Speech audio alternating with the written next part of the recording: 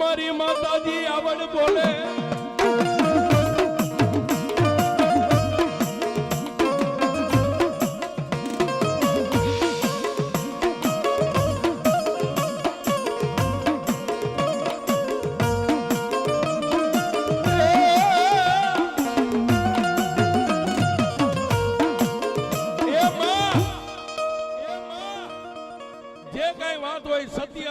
તો હા બાકી ના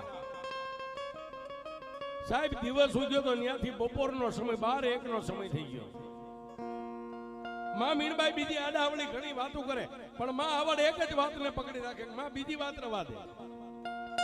અને છેલ્લે સાહેબ માં મીણબાઈ ઉભા હતા એની પાસે થઈને આ આવડે એનું બાવડું પકડી અને જમણો હાથ માતાજી આવડે પોતાના માથે મેકાયો.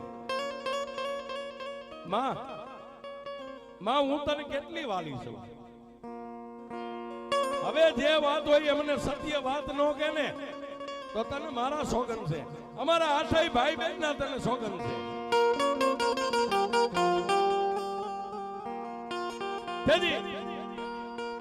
માં જગદંબા જેવી મીણબાઈ ભાંગીને ભૂગો થઈ ગયા અને આવડ માને બથમાં લઈ લીધા.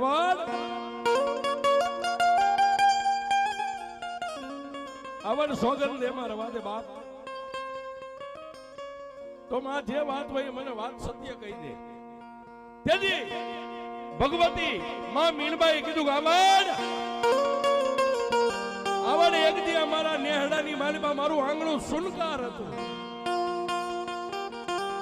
અને તારા પિતા મામણદે ગઢવી ચારણ અને વલભીપુરના ઠાકોર હેલાતવાળા દરબારની એવી મિત્રતા હતી ને કે તારા બાપ જ્યાં સુધી નેહડાની માલિબાથી ન્યા ન જાય અને રાજાને કહુંગો ન પાય ને ત્યાં સુધી રાજા ગાદી ઉપર નતા બેહતા. આવી બેયની મિત્રતા હતી. પણ બેટા સમય અને સંજોગ માણાને ભાન ભૂલવે. એ વલભીપુરના ઠાકોરની કોઈ કાન ભંભેણી કરીને એક દી વલભીપુરના રાજાએ દરબારગઢની માલિબાથી તારા પિતા મામણદે ગઢવી ચારણને વાંધિયા મેણું મારી રજવાડામાંથી ધક્કો દઈને કાઠી મે ગયા.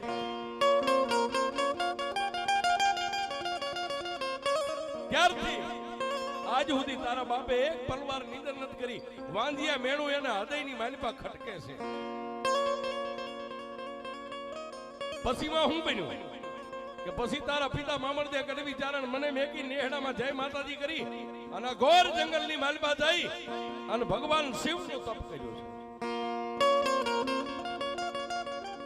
શિવનું તપ કર્યું. ભગવાન ભોળાનાથ એને પ્રસન્ન થયા અને એના વરદાનથી આજ તમે 8 ભાઈ બહેન મારા આંગણે છો.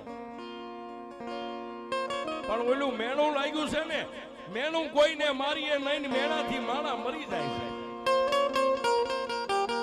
લાકડીનો ઘા રૂજાઈ જાય, અરે ફડાકો મારો તો માણા બેદીમાં ભૂલી જાય. પણ કોઈ હાચા માણાને તમે કઠોર મેણું મારો ને એ મરે ત્યાં સુધી ભૂલી ન શકે સાહેબ. બસ બેટા આટલી વાત છે. તારા પિતા મામણદે ગઢવી ચારણના હૃદયમાં ઈ વાંધિયા મેણું હજી ખટકે છે.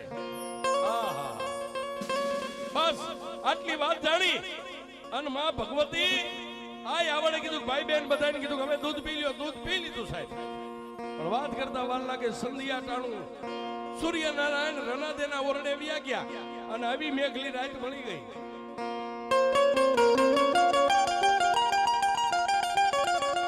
રાતના 12-1 નો સમય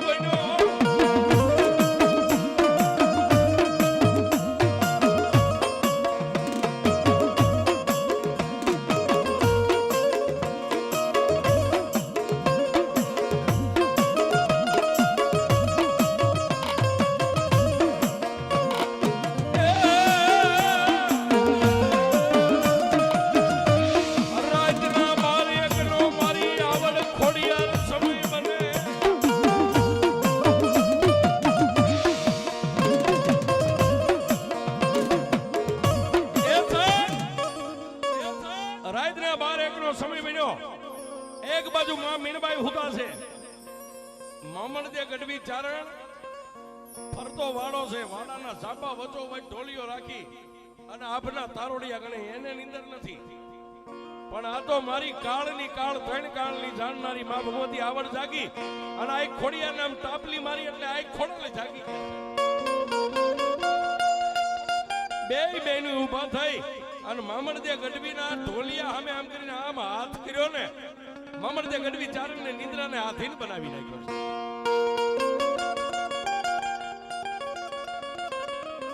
એક બાજુ માં મીણબાઈ હતા મામણદે ગઢવી ચારણ હોઈ ગયા પછી હાથે બેનો વિચાર કરે હવે કરીએ હું ક્યાંથી નીકળવું કારણ કે ઝાપાની અંદર તો બાપનો ઢોલિયો છે ત્યાંથી નીકળાય નહીં.